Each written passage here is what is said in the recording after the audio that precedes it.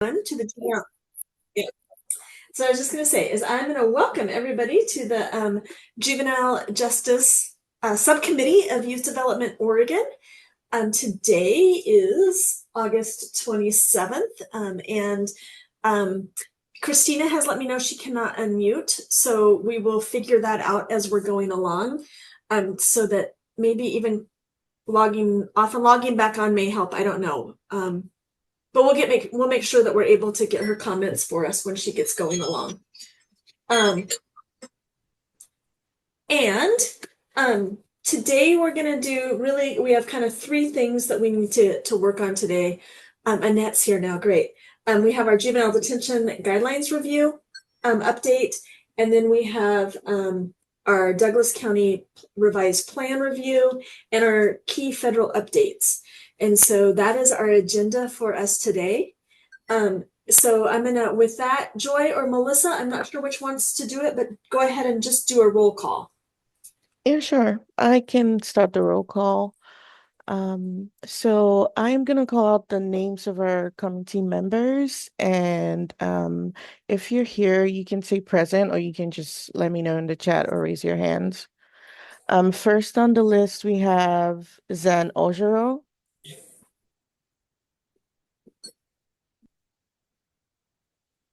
Next we have Sarah Collins.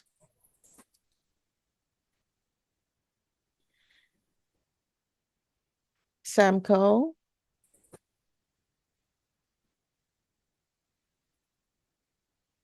Kim Lay.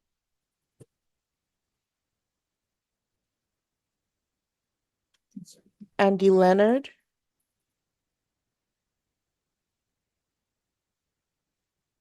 Tabitha Lewis.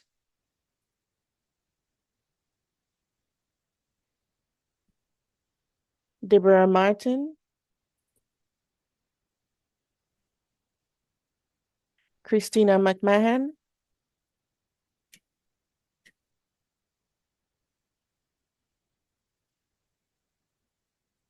Molly Rogers. I am here. Jeff Justison. He is currently out of office, so he's not joining in today. Andrew Copeland. Good morning, everyone. I am here. And Nate Latanzio. Here. Nice job on that pronunciation, I will say. Good job. Oh, thank you. And I think that's all we have for today, Molly. I'll pass it back to you. Okay, perfect. And Christina's here. I know she's working off and on to get back on, so I know she's going to be participating with us. Alex is here as well. Yes. And Debbie is now, so Caitlin is acting as Debbie. Okay. Perfect. Okay, so let's jump into our detention guidelines. And how we're going to be doing this today is I think that we will ask Joy to pull up the detention guidelines. And in doing so, we have some changes and recommendations that have kind of come through. But before I go to all of those that I've received, and then Anya's going to share some that she's received, committee members of the Juvenile Justice Committee, are there any additional comments that you have received as committee members?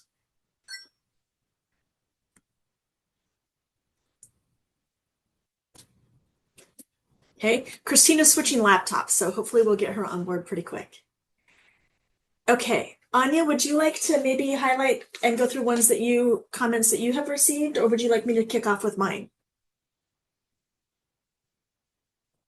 I think you may want to kick out with yours, because maybe when I will share what we got from the judicial, Nella might be able to help me. Okay, Be happy to. So Joy, let's go to page 7.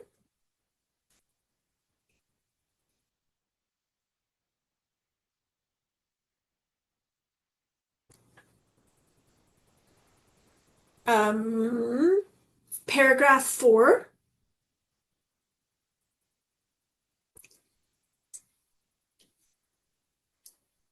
And we have in there this notion of convicted acts,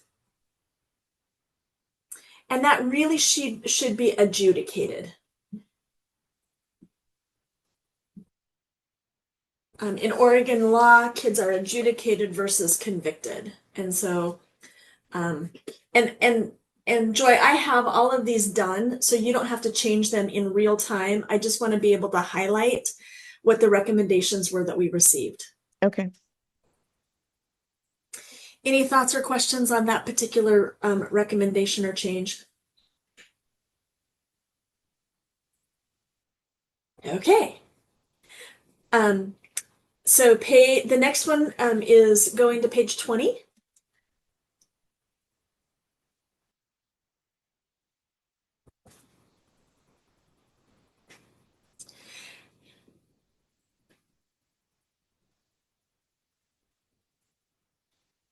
Specifically on page 20, number 8.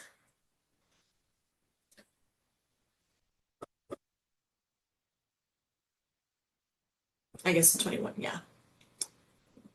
Okay. And so this is, I'm going to ask for expertise from the community and the members here at the team. That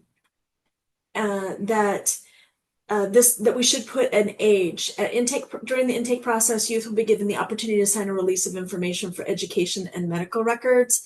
The comment came up that youth can sign at 15 years of age for medical records. And I wish Sam was here, and I'll have to check this with Sam. But I think that youth cannot sign a release of information for education records until the age of 18. Does anybody have any other insight or information on that?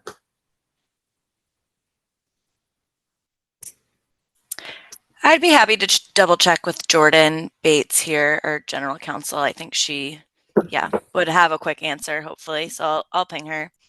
Okay. So it's a FERPA question, and I definitely, Sam would know it right off the top of his head. And so I have that flagged on my thing to ask Sam. So you can, Nella, or we can just ask Sam. But we'll make that Sounds good. appropriate. We'll make that legally appropriate. Does that sound reasonable to everyone? Yeah, that sounds great. Hi, Christina. Finally. Okay. So the next is page 29. And this is literally just a formatting issue. I think it says on page 29, the first sentence is broken up in the middle. So I think now it's not. I think it was how we pulled it up on when Tori pulled it up.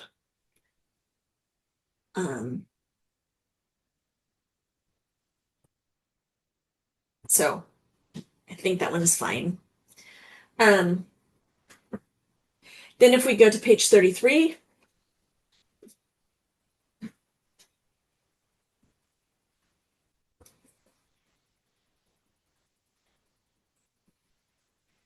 and this is where the number 1 and number 2, hang on, I think go down farther. Keep going. Okay, right here. Throughout our document, we are intermixing 2 different terms. And so the request was, and I think a reasonable request is to standardize the 2 terms. One is the word regular, and the other one is the word annual. And we use it in a couple different places for training. And so in the conversation that I had with the director, annual seems to be the more consistent because regular is not necessarily defined. And so I'm just going to ask for thoughts from the group about the term regular, and if it would be okay if we made that in respect to the concept of training, that it be made annual. Nate. I was just going to say, I very much echo that. I feel like it needs to be time bound, and having it be annual rather than regular makes a lot of sense, because then it's just open to interpretation from there. Regular to one, maybe every 5 years as opposed to every single year. So I agree with that. Okay. Thank you, Nate. Yeah. Anybody else? I also agree. Okay, thank you. In that next paragraph, between 1 and 2, there's a formatting piece because there's actually a space. I know these seems really nitpicky, but we're kind of at that stage. So, removing the break between 1 and 2. Then we get to number 5. And this is a little bit more, so this is a little bit more meat in a conversation. And so I'd like to have the committee have the conversation first. And then if there's anybody else that would like to raise their hands, we'll make sure we do that as well. The word imminent. And so the staff only used approved physical force techniques when youth's behavior threatens imminent harm to youth or others. And it's imminent threat, and it's used throughout the document. And it's not in statute. That was an addition by the team. And there was a request that we need to do a couple different things. If imminent remains in the document, that we need to define it. But the request was to actually just remove it. So I would like to hear thoughts from the committee. Do we have a definition of harm? Because we will have to define either way, either what imminent harm means or what harm means. Yeah, is it physical harm? Add the word physical, maybe.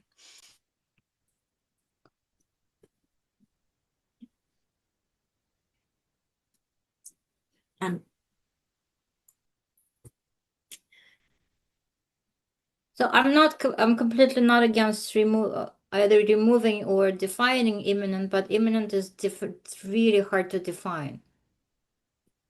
I will say a lot of these things feel subjective, like throughout the best practices of the guidelines. So I think it's kind of inevitable that there's going to be a lot of, right, in this work, there are a lot of calls that have to be made. So I'm not totally against imminent, but also understand that it would be great if we could just define it a little bit further.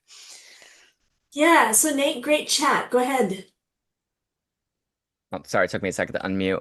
I feel like, so I know like a lot of my expertise in the education sector around like physical restraint, seclusion, and things like that. And I know imminent was used, it was an imminent of something substantial bodily harm. It was written out in the OARs because I know like, I feel like imminent, I would want something to be there to speak to like the severity of behavior being exhibited to respond with a measure quite like that, like physical restraint or physical interaction like that. Because I mean, I don't want to say it's going to happen, but I have seen it happen many a times where it can be a small behavior that results in a very large reaction in terms of like cans going on. And I feel like there still needs to be something to speak to that. If we have to define it, I would support that, but I would be a little remiss to support taking it out entirely. So is there a definition so OARs, so we could look to OARs for definition? Right? I do see some things. I just did a quick Google search of Oregon revised statutes, and it's one of them. It says it comes from OSHA. It just came up, the first one. It says, that doesn't really work. It says public health, a condition. No, there are some specific, what Nate was talking about in the OARs. I'm seeing a whole list of different ways it's defined. I think we could actually come up with something probably from the education OARs, but I'm not an expert on that, as Nate already said. Talking about what you said, Nate, there's a lot of different ways the word imminent is used in statute and in the OARs. One here says serious harm, that will cause serious harm. The anticipated outcome is severe, such as death, serious physical harm, or illness. That's just one example. Yeah, so Nate put in the chat, a student's behavior imposes a reasonable risk of imminent and substantial physical or bodily injury to student or others. That's another word. So we'll do some research. Lawrence. Thank you, Molly. So to just kind of echo with Christina, the definition that she used, um, that's kind of universally used in law enforcement based on my background. It's Okay. the immediate, serious, physically bodily harming of something. So um, if you talk to anyone who's in law enforcement, they'll kind of relate to the definition that Christina Yeah. just Okay. kind of announce. So when they use it in this sense, I think what they're really trying to say is a youth displaying an immediate physical, serious enough body harm to someone that requires us to, use another physical method to kind of combat that. Okay. Hey, this is Andrew Copeland. If I could just real quick with the world that we live in, which is, government employees and using force, it all goes back to the Graham. It's a case back in 1989, I think. But it's Graham v. Connor. And I think what they're trying to capture here is kind of that immediate use of force.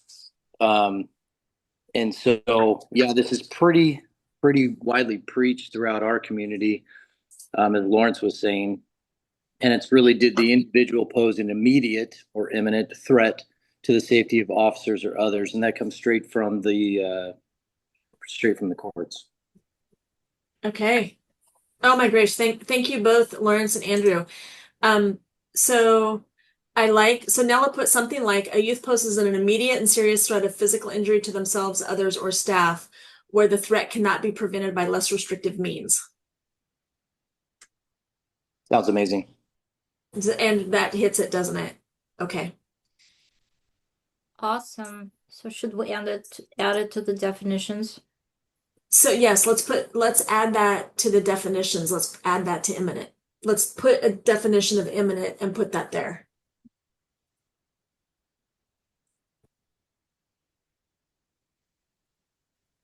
And that would be defining like imminent harm, I think. Yes.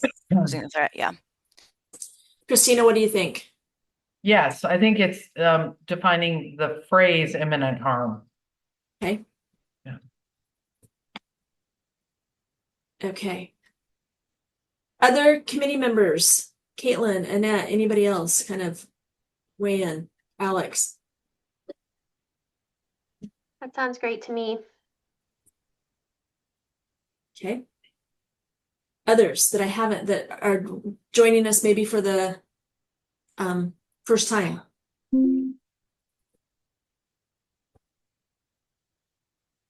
Okay. So then that solves our question on page 34 where it talks about the word severe versus imminent threat. So we're going to take the word severe out and put imminent threat to safety there because we've now defined imminent. So that's great. Page 35, we'll actually re-update to, instead of saying regular, we'll change it to annual. And then on page 35, if we look at the use of restraints, and I'm going to lean on my colleagues that do this a lot more often than I do now. It's been a while since I've used restraints on a regular basis. Well, I liked working with kids, but I push paper now more than I use restraints.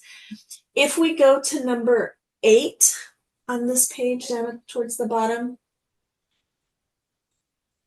8A.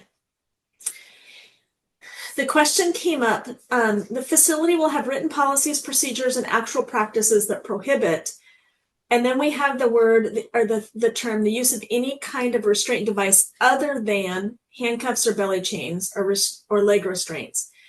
The question came up is now there actually are more, they have developed some safe uses, some additional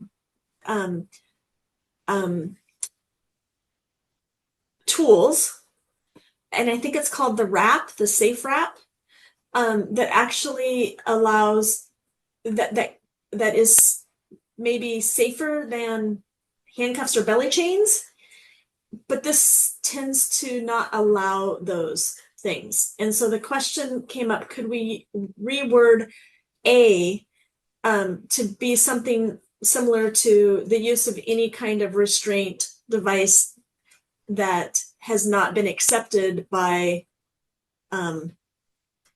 law enforcement, or not have to create a little bit different language, that there might be things that come up over that might, anyway. Caitlin's shaking her head. Maybe you have an idea, Caitlin. I just agree what you're saying. At least in community services at OYA, we just made some updates to our policy that are kind of in line with that, moving away from the belly chain. So yeah, I'm just agreeing with what you're saying. Okay. Molly, So, yeah.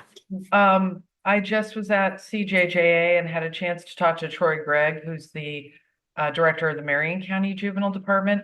And he was telling me about this, the wrap. He was sharing how they use that and they feel it's much safer. I wasn't thinking about, the language of this. But what I guess I'm struggling with is, how do we determine, I'm not challenging Troy, who told me that he feels it's much safer for the youth to use this device. I'm just wondering who's the authority to decide if something is safer or less restrictive, or the least restrictive that it needs to be, poses the least amount of threat to, I know in other times, like, for example, the use of restraint chairs have caused a lot of concern about how that could impact bodily functions to young people who are having a behavioral health crisis, for example. So I don't know what the authority is on that. Who makes that determination that something's safer? Obviously, I get a lot, just like all the other juvenile directors, a lot of propaganda, or should I say advertisements, that come into my inbox, everybody trying to sell us different things, purporting, oh, this is the best, or this is an enhancement. But what's the authority to decide that? So I'm a little concerned about trying to figure, I like where you're going, because we don't want to prohibit things that could be beneficial and safer, but we don't really have a source of the authority on that at this point. So that's what I'm concerned about. So actually, my recommendation is completely to eliminate A. Okay. Because I think it's weird on how it's written. Yeah. I think the other B, C, D, E, F, G, H, I are very clear. I think the A is odd how it's written to exclude what could be prohibited. Like, it's almost a double negative. And so I think that we definitely don't want, it's been statutory and everything around fixed objects,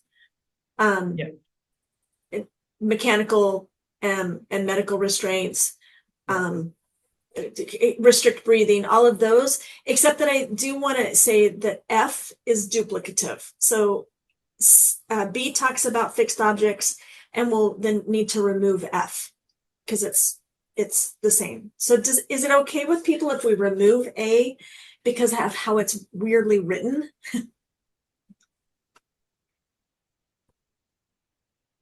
And we cover it in all sorts of ways. It's truly right up there, clearly, where it says facilities have written policies regarding transportation of youth in restraints and the types that were approved. And it's clearly right there. Yeah, I think that's the safest way. So we take things. I think what's tough here, if I may jump in, is folks might look to this section for the best practices on belly belts, chains, and leg restraints.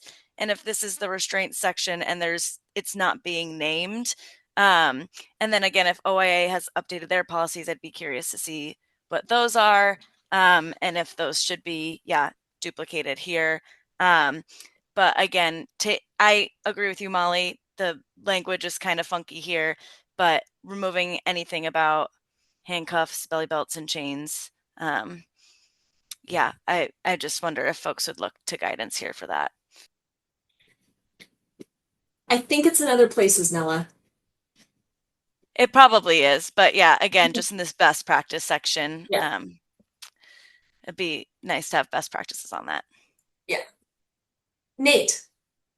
I was just gonna say I agree in that like the most specified information on like in terms of like state law, like okay, like what is in the OARs, what is in the ORS. I imagine that exists. I feel like if we do take that out, then we should be cautious about providing any other best practices that isn't like directly linked to that. Like I feel like we should at the minimum name where folks can find the specifics in terms of like what is allowed, what is not by law standards, somewhere in there. I don't know if it already is. I apologize if it is, but I figured I'd just name it. No, you're good, Nate. I think it already is because we outline in every section, we cover the ORSs before we ever get into the best practices. So, yep, spot on. Okay. So up above that, section 8, under where it starts 1 through at the beginning of this section, where it says, in number 2, staff receive annual training on situations in which use of mechanical restraints is or is not justified, permitted methods of restraint. Is it possible maybe to just we're saying permitted. We all know that handcuffs, for example, are permitted. Could we maybe just in that section put in parentheses, such as handcuffs, where I just read in number 2, just to make it more explicit that those are permitted? Okay. So staff receive annual training on situations in which use. Well, what if we were to define, I know I'm going to talk about definitions quite a bit, but what if we were to define mechanical restraint? Well, I think we get back into the situation of these new things that are emerging in our field, like the RAP. And how do we don't want to exclude things that are safe. So I don't know. I think that just like in Marion County, they've used handcuffs, belly chains, et cetera, leg restraints over the years. And then they found out about this new product that they could buy, that they researched and decided, wow, this would be safer for our youth. And they purchased it. We don't want to, there's some discretion that's left. I think that's a good thing that the detention facility management wants to make sure that they're evolving and going with least restrictive, safer, more humane tools. So we don't want to limit that or disincentivize or, we want to encourage that. Yeah, so, okay. So,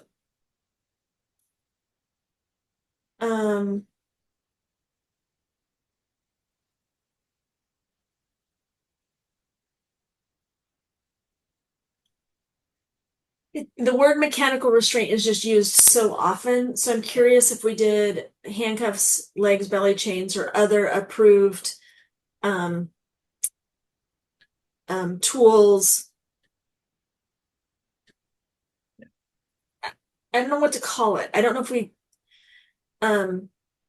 Devices. the facility, the facility approves them. Nate, it's a good question, but the facility would need to approve them. So that would be part of the process that they approve them. So anyway, ponder that one, please. And if people have thoughts and things to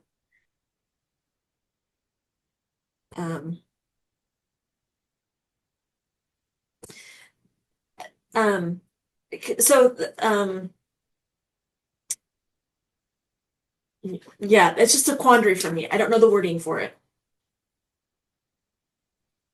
So could it be physical restraints?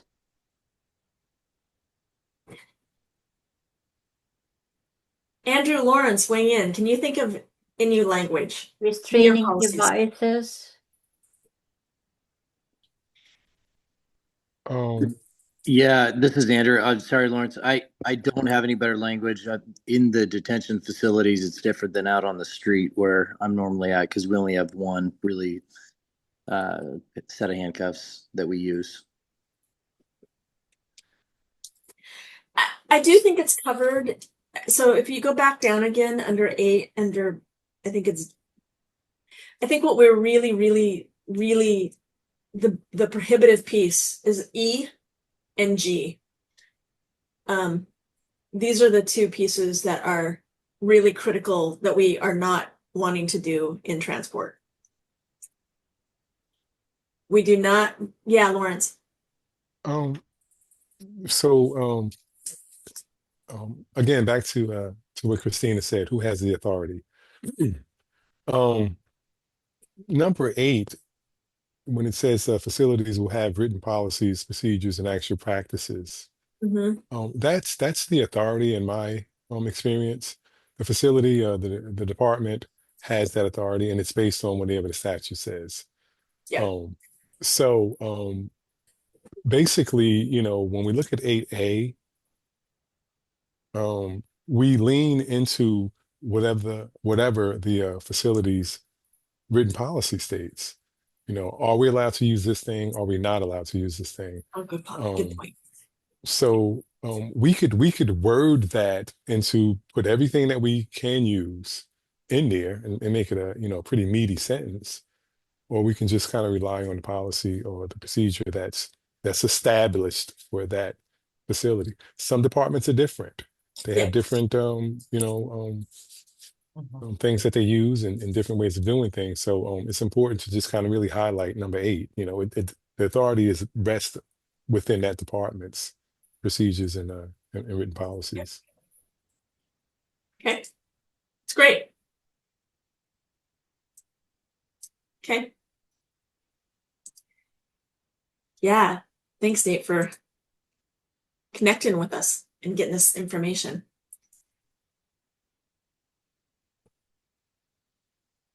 Yeah, just to share, I mean, like, I have a level. I mean, again, like, I don't know, like, to the purview, like, I'm not gonna.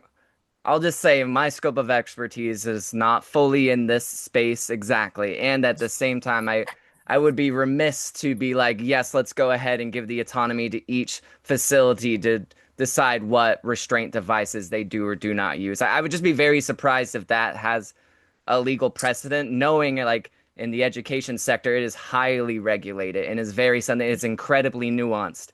So I would invite more research into it and just to see like what it specifically is allowed and not allowed. I would just be very surprised, and I would certainly advocate against it being up the autonomy of each facility myself. But yeah, so Nate, it is that we have included all of the ORSs. It is really it is to the autonomy. It is not that we do not receive any federal funding, so there's no federal piece, and we there's little to no state funding, so the autonomy is there. So this is really around best practices and developing a structure for facilities to guide them, but there's not a mandate. Nella.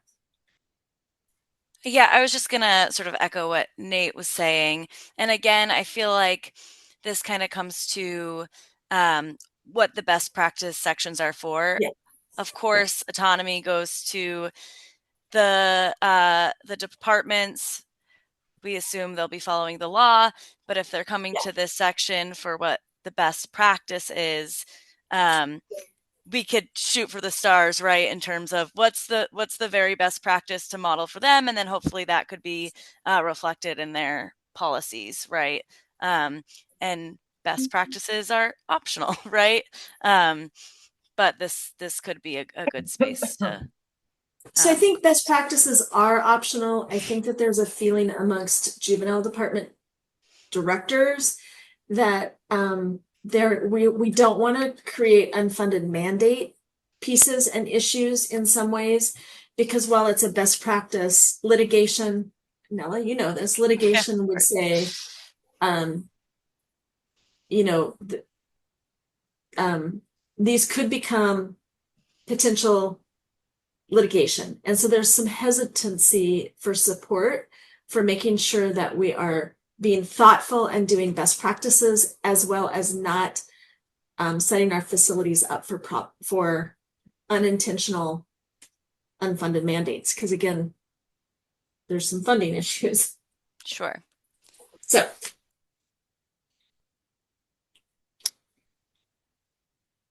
leave it as it is, modify it, or take it out? Where are we at? This is Sarah. Sorry I was late. I had court this morning. But did you all say there was a definition section? There is a definition section. And in it is the restraint device defined? It is not currently.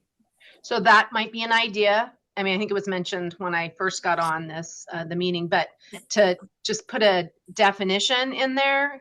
And I guess the latest, or the one I heard most recently, was to also include if, facility approved or whatever.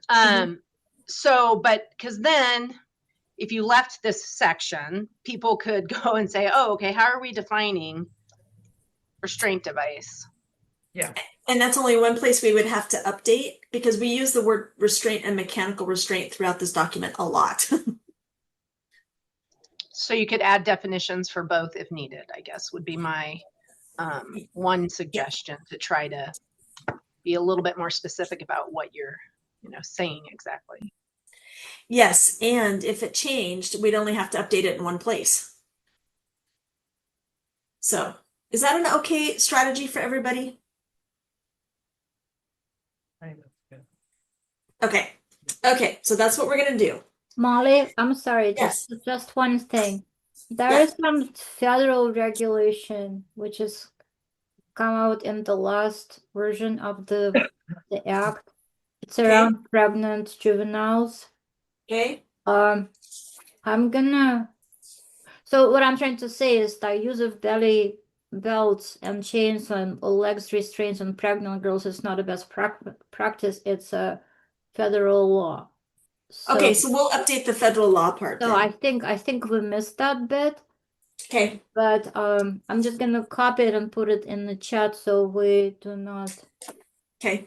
forget And we'll about change it. that and put that up a bit above. Yeah. Mm-hmm. Okay. Okay, page 36. Molly, Nella has her hands raised. Oh, sorry, Nella. Sorry, yeah, no problem.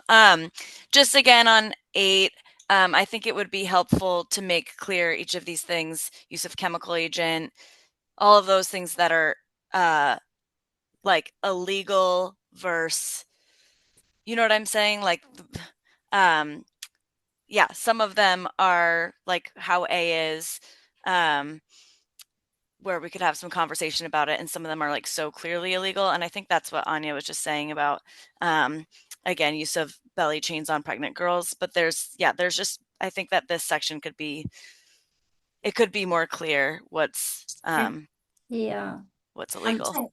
So we're gonna pull this one out and work on it. So the original good. plan was to get these approved today. I clearly am not gonna have us do that. So let's pull this page out and work on it. Sounds good. Okay. Perfect. That's okay. Page 38. Again, we'll solve the issue with the word imminent.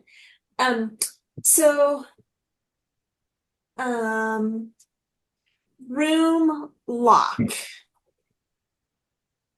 Is that what this one is? Is this one room lock, or is this one? Yeah, it's room lock. So, under room lock, there's a section where, we have, a continuous observation, and it was really pointed out that probably is not in room lock. So that should be really in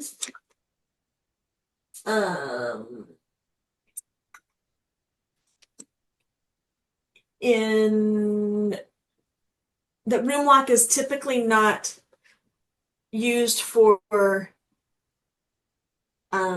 self-harm. That room lock is more for behavior type.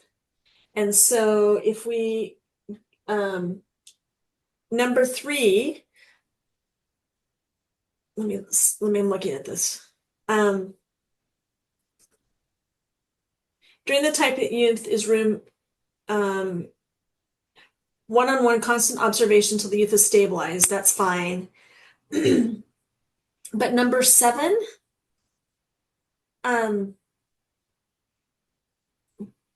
doesn't necessarily make sense for room lock. And it probably should go to the 15-minute because once they're stabilized, it should go to the 15-minute checks.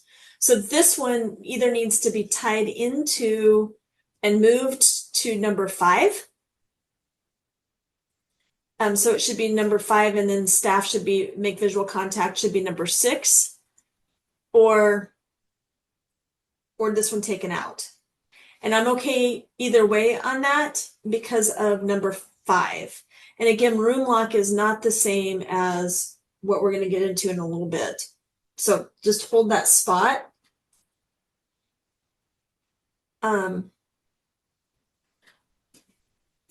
Because room lock is really about their behavior and getting it back under control and back into community.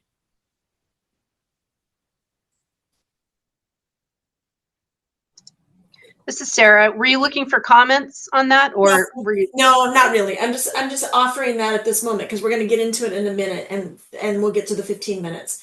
Then if we go to page number 43,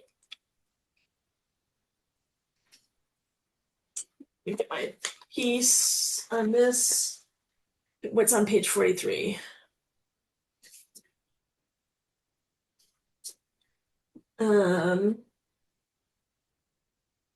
If we go down to this one,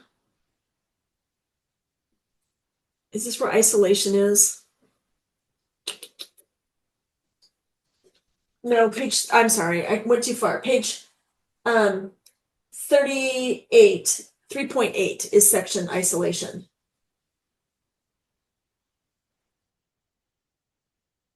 This is where we have 15-minute checks. So this is number 3.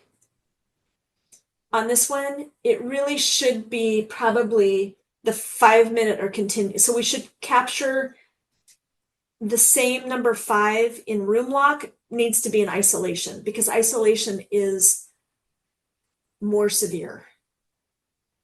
Does that make sense? So room lock is meant as a timeout emotion, like a short-term piece. And isolation is a higher level of intervention. And we need to have number 5 from room lock written into isolation. Does that make sense to everybody? And now, Sarah, Judge Collins, I so apologize. Judge Collins, I am asking for feedback. You're welcome to call me Sarah. I agreed with what you said back on the other page to combine the 5-minute period. I think it was before the stabilization, and then also I think it's better to state more, right? Like put the 5-minute in the appropriate spot, and then also state, if I'm understanding you, then after stabilize, they'd still be checking every, I think you said 15. Mm-hmm. Yes. Others, what are your thoughts on that? Nella. I agree. And then this, depending on his/her emotional state, I would use gender neutral language, but then also I think that this is a little bit subjective. I just think there could be a little bit more instruction here. Okay.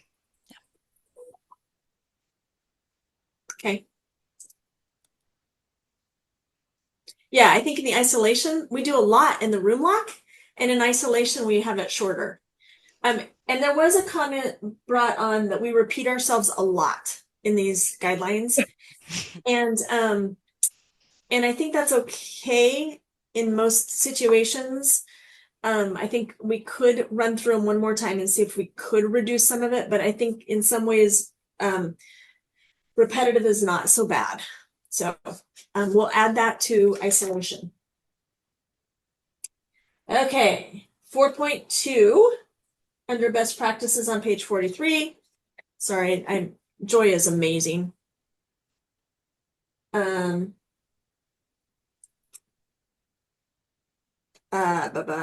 Let's see. What it says is staff receive regular training. Is there any point where we see staff receive regular training? Oh, yes. It's actually on the top of page 44. That needs to be annual.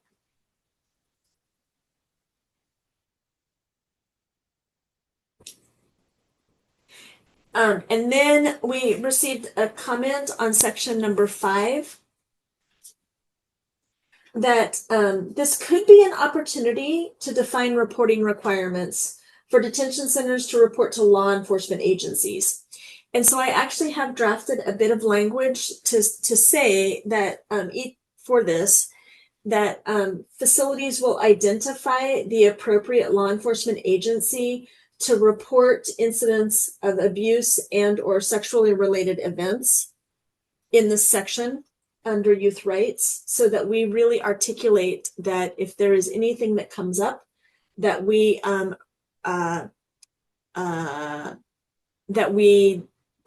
document and report to law enforcement agencies. Does anybody have any concerns about that defining? Molly, I'm sorry. Can you tell me which number you're looking at?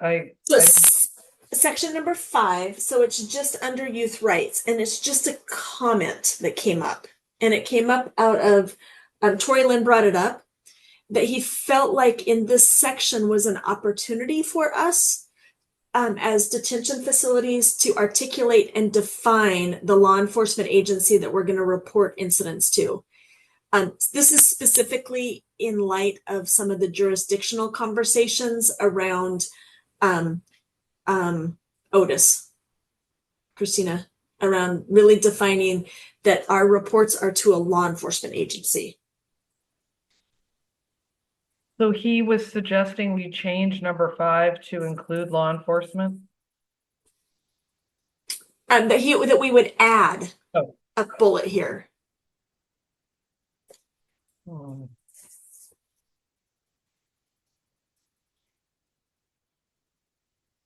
And there was another place that we could add this, and that is under the PREA work. His comment was he was surprised we didn't have that there, which is fine.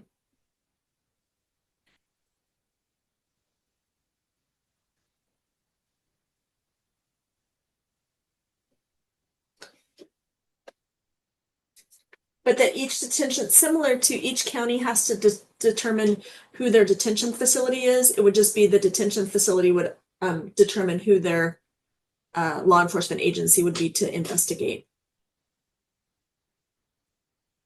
Okay, I don't mean to sound like a simpleton here, but when we have things going on in and I know it's not a detention facility, but it's like an intake unit in some detention facilities, our juvenile intake and assessment center that operates 24 hours a day.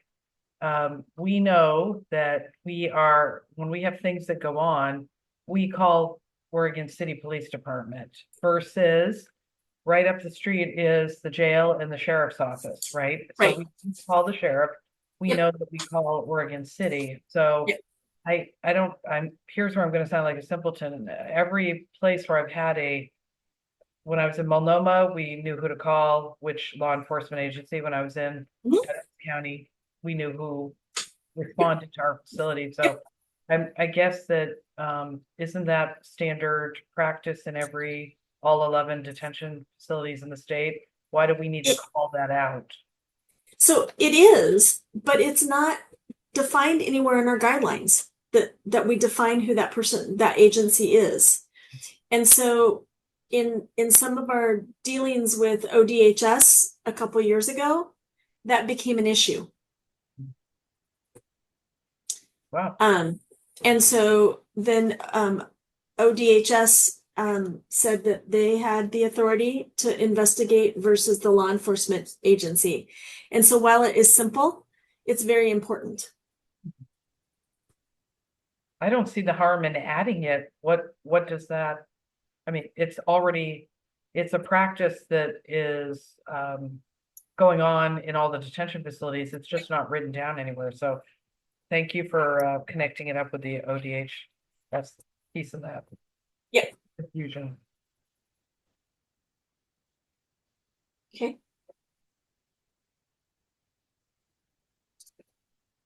Okay. And then the last thing that came up was an interesting one for me that well, there's two that came up. One was on the full background checks every 5 years. It was pointed out to me that that could be a union negotiation and a CBA issue, which is fine. It can be in there, it doesn't matter. And I shared that back. And then the last one was around youth not being able to prepare food without a food handler's permit. And so that came up, and Tori and I were able to talk about that. And my recommendation is if the facility has a program that youth should be able to participate in preparing and doing serving food if they have the capacity to do that. And he was cool with that. Nella, do you want to kick it off and go over yours?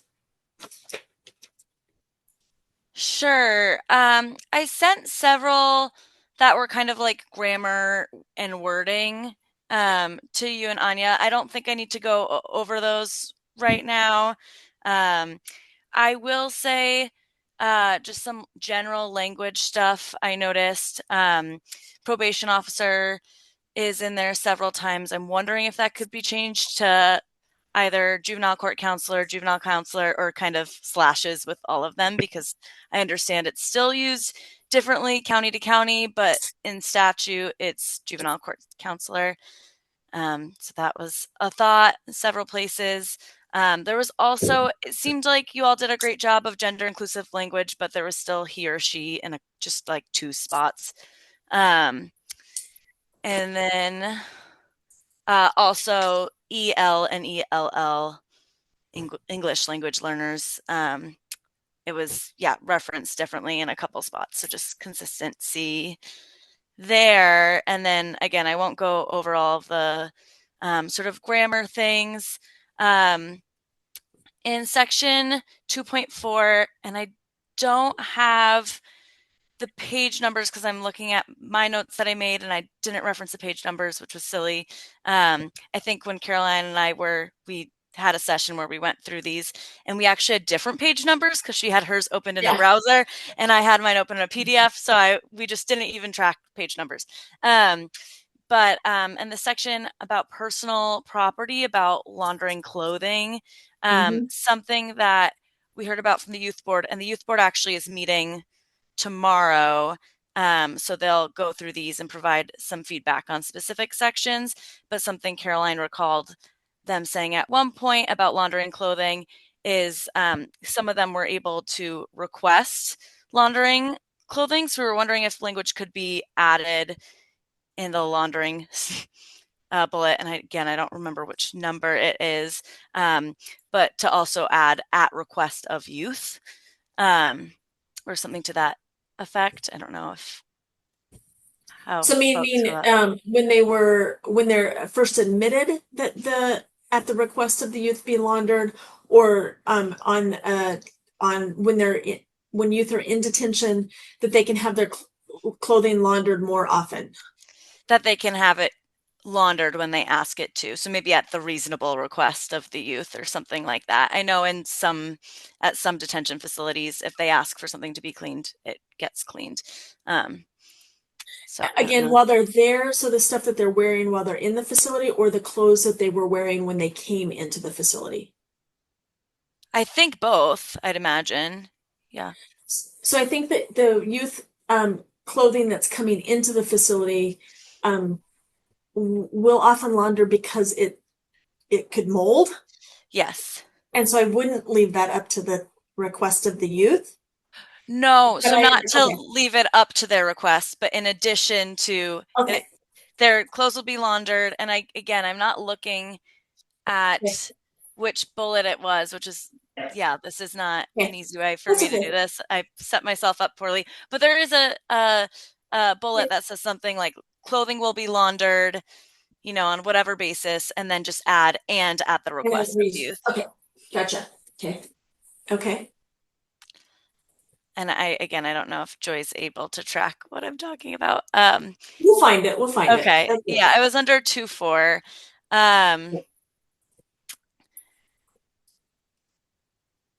I had a question about air quality in 3.8 on isolation. It was under best practices. There was one of the best practices about air quality. And maybe, again, I've not worked in a detention facility, but it would be clear to folks who do. But it was something about, air quality.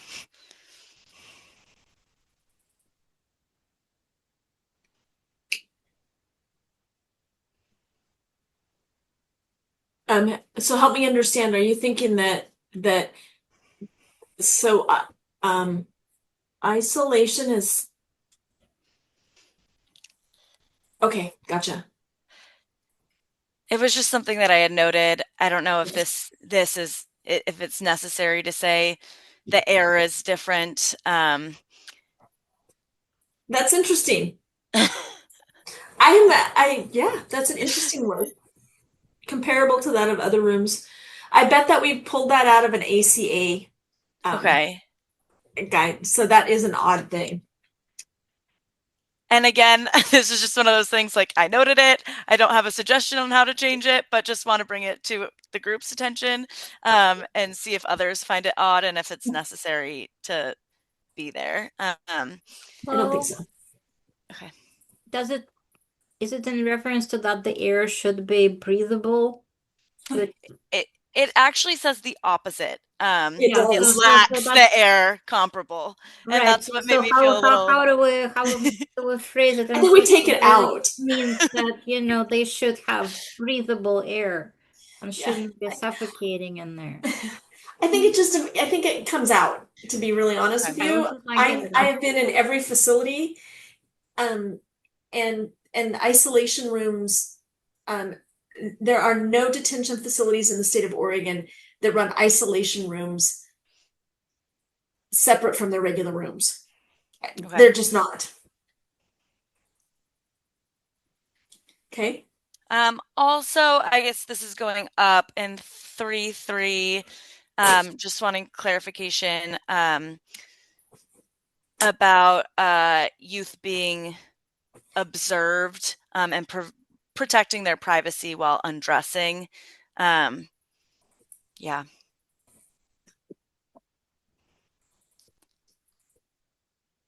I think that was maybe in a note for best practices in section 3.3. Yeah, so it's a really interesting piece. I can appreciate that. And making sure that especially young people don't harm themselves. So yeah.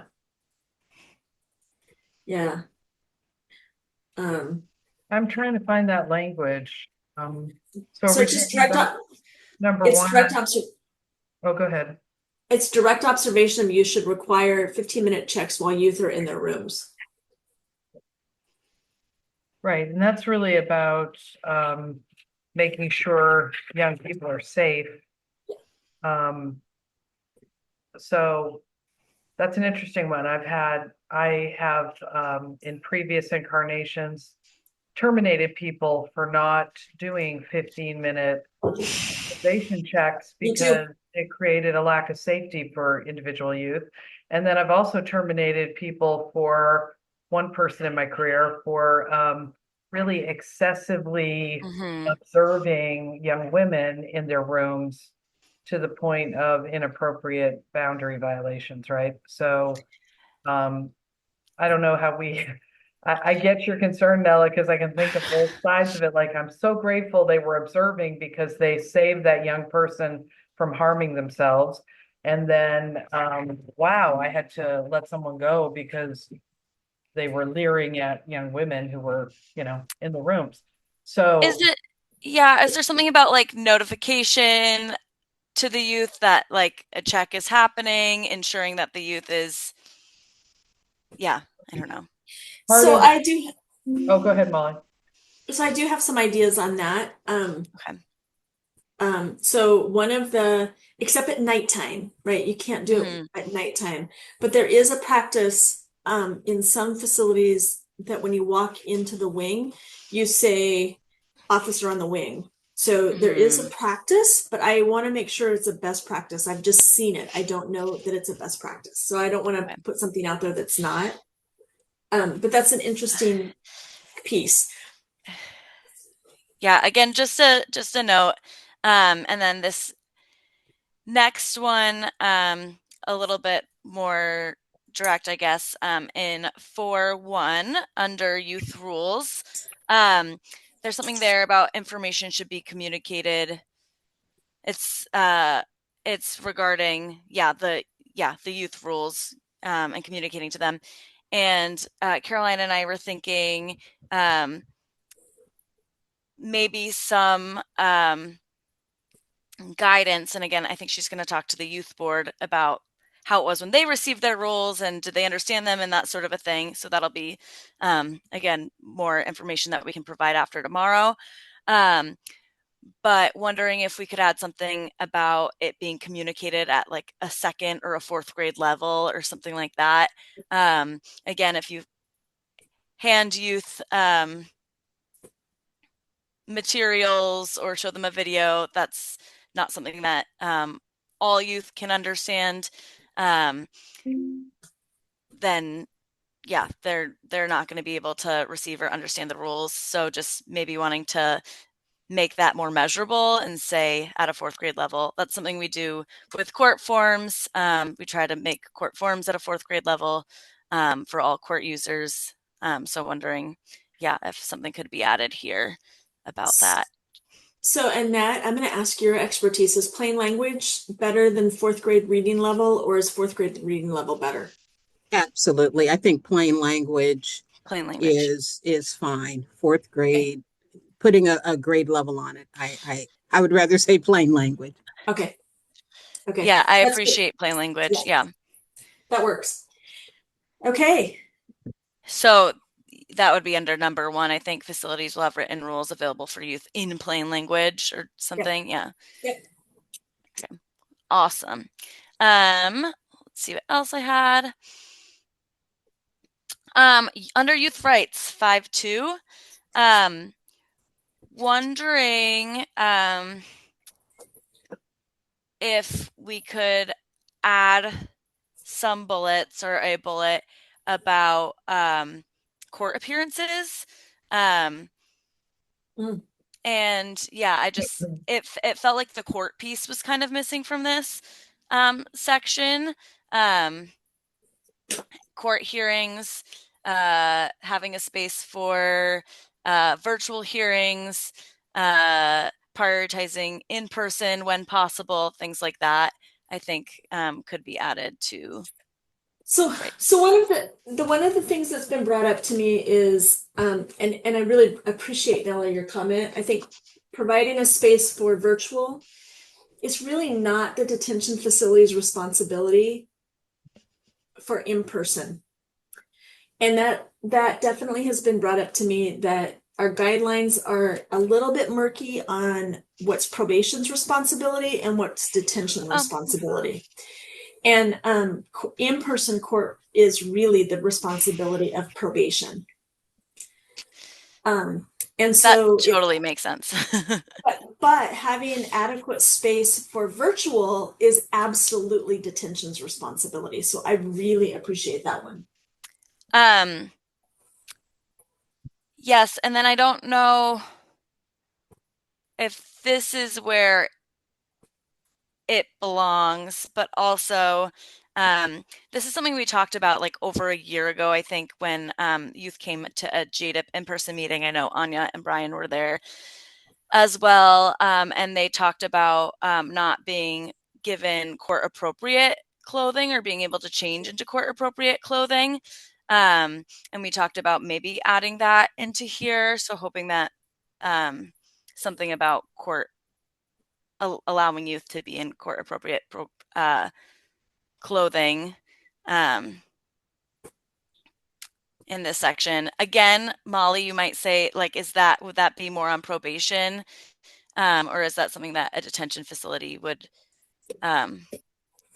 be able to facilitate? Why it makes me ponder. I think it's probably more probation. Okay, that's fine.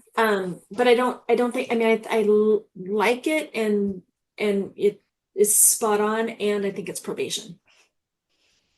Right, because a Okay. lot of times when young people come into detention, they might not have court appropriate attire that they walk Sure. the door in.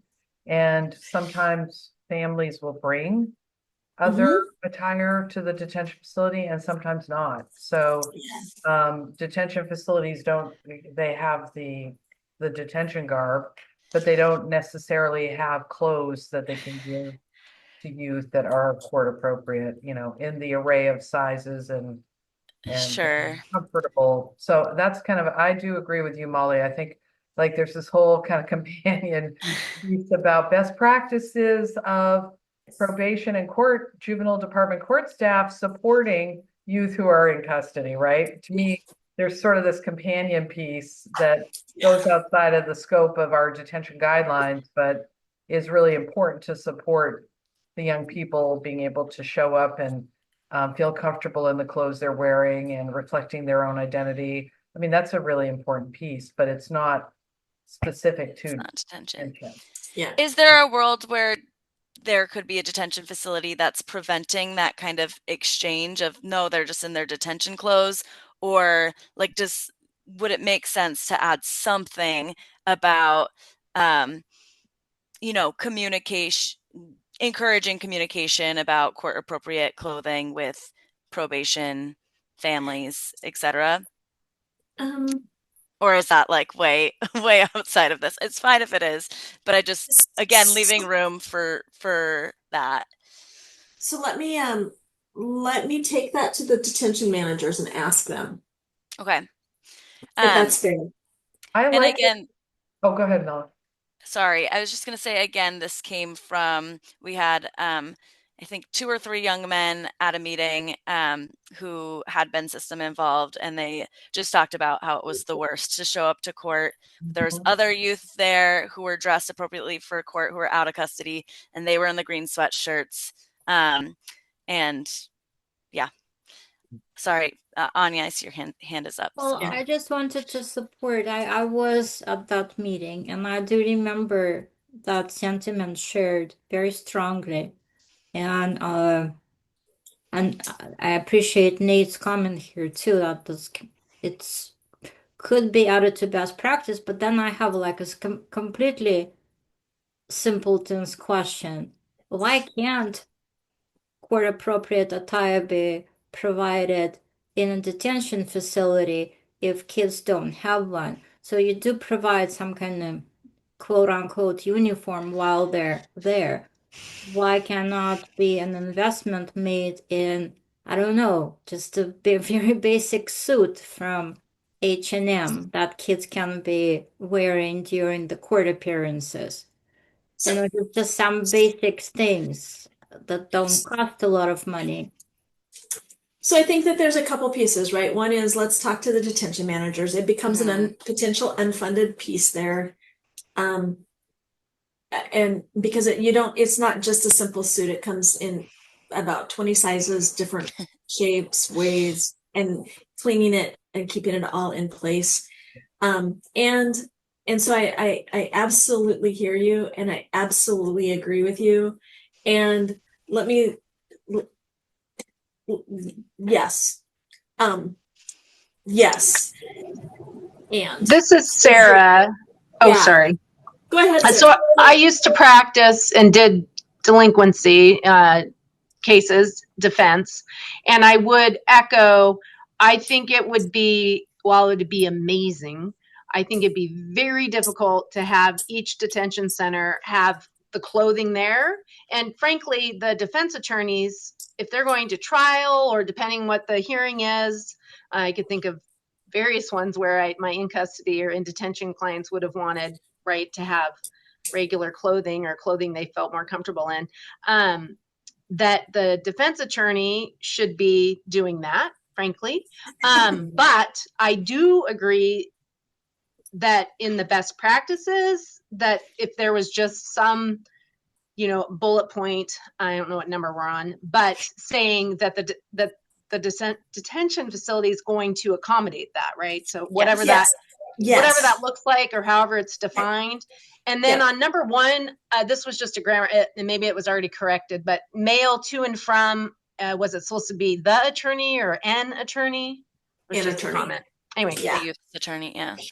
I think accommodate. I really appreciate that, Judge. Detention facilities will accommodate the opportunity for youth to wear court appropriate clothing, because that's really what they are able to do. And that's when in their purview. Does that make sense? Yeah. Because sometimes families bring clothes, right? So right, and I think that having it in writing here, I'm just thinking about the different places that I've worked or been exposed to, and it's sort of that mindset of, oh, why do you do that? Oh, because that's the way we've always done it. And interrupting that, this is the way we've always done it. Well, why can't we do it differently? So I remember when I got here and we changed, we used to have in our juvenile intake and assessment center like a golf shirt that, had our Clackamas County logo on it. And we decided to, hey, why can't we just let our staff who are working with these young people dress the way they normally dress? Like, they're just people. They're not your jailer for 5 hours. They're just people interacting with you. And I think it's kind of that mindset. It's why do we do this? Oh, this is what we've always done it. So having it in writing in here, as like some of the language you just said, Molly, something along that lines, I think would go a long way, because some departments have, I know in my department, we have a client services fund that is part of our general fund. I'm not talking about away flex funds, but when we see a need, we can say, oh, this young person doesn't have any appropriate clothes to wear to court. They don't want to wear the detention garb, and their family doesn't have the means to bring them in clothes. So like in my individual department, I can do something with that. And that would totally come from the probation side coming in. And I can think of many times that's happened here. So I think just having some language to maybe open up the conversation in those departments that maybe aren't doing that. And it might just be they haven't thought about it that way. So I think that's a great idea. okay, this is wonderful conversation, and we have something we have to do, and we have 12 minutes to do it. And so I'm actually No, this is awesome. I took it most of the time, guys. I took it most of it.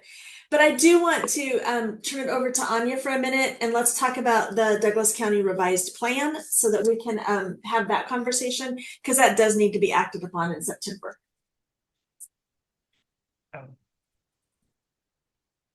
So Anya, take it away. I'm talking to myself while being muted. I was just gonna say it's a shame to interrupt this conversation, but we probably should have, my fault, we should have allowed longer time for this meeting, but we will have the next meeting in September and we will pick up where we've left. Was the reason we need to have a quick conversation about Douglas County is because by statute, each JCP plan has to be approved by the council, and the council is meeting in 2 weeks in September, and they will have to go through the formal approval of this Douglas County plan. The reason for change in the plan was there was a change in leadership, and once the plan was reviewed by the new director and her staff, and also by Lipsick, as it was expected to be, the county decided to make a change from the previous pattern, and the request is that the JCP plan money that comes with it will fund the full-time prevention specialist position by the juvenile department, and the will be providing education, advocate for resources for treatment, school, family for youth referred for substance abuse issues. So the main purpose of the position is to work with kids who have been referred to the juvenile department for substance abuse problems, minors in possession and so forth, and go through an informal process rather than more formal actions. The plan, I think all of you have access to the smart sheet, the JCP County plans, and the plan is attached there, and the summary is that's basically the summary is what I read to you. So I reviewed it, and I would recommend, number one, I really want to thank Douglas County for updating and kind of bringing their plan in line with so many of our other plans. And so really looking at the prevention work in the office really ties into what we've been asking with the high risk plans. And so I would recommend approving it.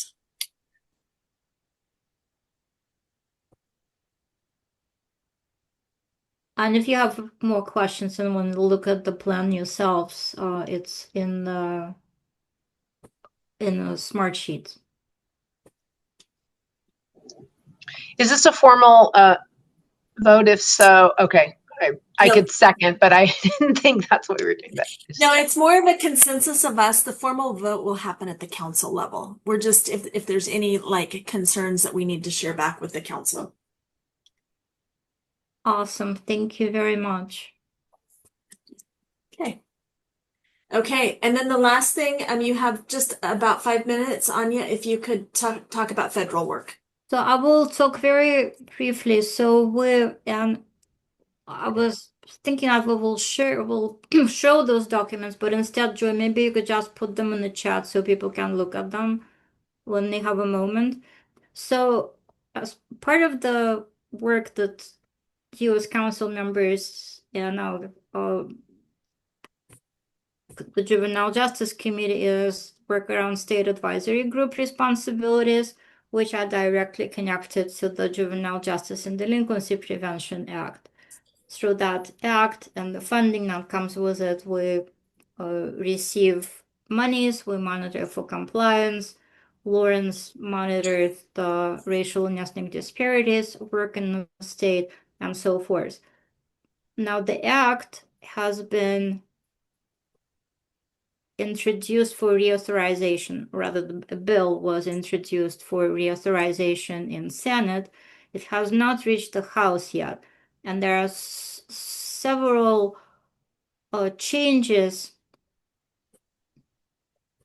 It's the history of the act if you're curious, and you can always like look at it.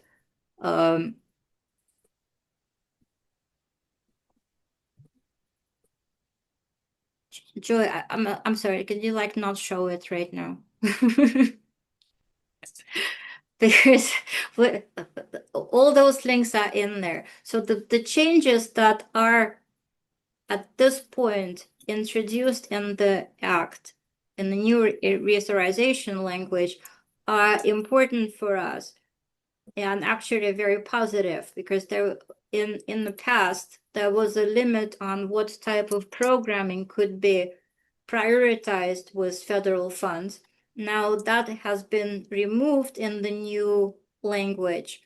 And also there's an inclusion of things like racial and ethnic disparities, restorative justice, and so forth. So it's a positive trend in the current language of the bill, but again, it's still a bill, it might change.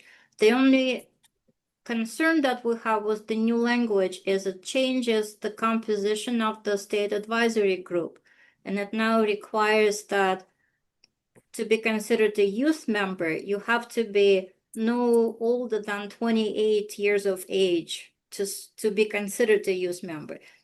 So basically, it means that once you turn 28, you're too old to be a youth member, which is a change from the past. In the past, you were really just as long as you are appointed to serve on the state advisory group before you reach the age of 28. You can be young forever, really, for as long as you serve on the council. So at this point it changes. Nate, don't worry, you will still, hopefully you will stay after you turn 28. And so is to Alex and every one of the amazing young people that we currently have on the council.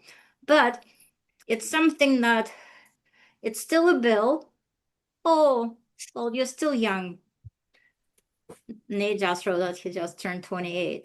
So if the bill passes the way it's written right now, it will mean that Nate will no longer be considered a youth member because he is already over the age of 28. And doesn't mean that he cannot serve on the council and be a member of the state advisory group, but he does not satisfy that requirement to be a young youth member. Anyway, there's still time to make a comment about it. So if you're close to your congressional delegation people, this is where you can write letters that we are not particularly happy with the change in the language and so forth. Anyway, so that's the thing. So overall, the language is good. It moves the youth services forward, but that requirement is creating a challenge for us and for most states. Now, as far as the federal funding, there is absolutely no news about it. And there's another document there that Joy just posted. There are some language changes in some other grants that Department of Justice issues. And those changes are along the requirements, usually each federal grant comes with a set of conditions. Usually the Title II comes with 43 or 44 conditional things that we have to mark. So we don't know what it will look like, but there have been some changes to Violence Against Women Act, what is being required for grantees to commit to doing or not doing. So anyway, so at this point it's information only. We don't know what's going to happen with Title II funds, but on the positive, they are in the president's budget for fiscal year 26. So it's kind of like it looks like they're not going away, but what they might look like and what conditions might come along with them, that's what's up in the air. So at this point, we've submitted the data information. Lauren shared with you our racial and ethnic disparities data at the last meeting, and we kind of briefly talked about compliance monitoring data as well. So we're in good shape, but we haven't heard back yet at all about whether it's only we think that we're in good shape or the federal office thinks that we're in good shape. But we haven't heard one way or the other, and solicitation isn't out yet. But so there where we are. And I think if anything new comes up, we'll definitely keep you informed. Thank you, Molly. Thank you, everyone. Okay. Anybody else for the good of the order? I want to just really open it up. We didn't get a lot of extra time for the good of the order, but anybody that wants to share, just pop off and otherwise I'm going to close us out. And we'll meet again on September 24th Molly, at this is 11:30. Melissa. Can I give everyone a reminder about our quarterly council meeting on September 11th? Thank you. On September 11th, the council will have its quarterly meeting, which is a 4-hour meeting. We've expanded it from a 3-hour to a 4-hour meetings where we'll do some interpersonal breakouts stuff. And we are in Warm Springs, which I'm really looking forward to. I sent an email yesterday, I think, just looking for some RSVPs. So looking forward to that. And really briefly, if I may, this year's Racial and Ethnic Disparity Conference will be held in Minnesota. It's entitled Youth in Justice Action. It's in coalition with the Youth Action Month that happens annually. So I put the link in the chat. Please look at it. Again, it's the Racial and Ethnic Disparity Coordinating Conference in Minnesota this year in October 14th to the 17th. So take a look at that. Pass that along to your stakeholders and peers, and we'd love to see you there. It is a really good conference. I've been able to go in the past, and it is just full of energy. Noah. Oh, Well, yes. well, if people are plugging things, I have to. Juvenile Justice Summit virtual conference on November 7th. If you can only attend part of it, that's totally fine. I've put the preliminary agenda in the chat, and there's a registration link that's embedded in there. So if you're not registered, please do share it with your colleagues. Thanks. We're working on a watch party. I love that. Okay. All right. It is 1 p.m. And I always really try to value your time and honor it. And so I will call this a meeting. So thank you very much. Thank Thanks, you. everybody. Thank you.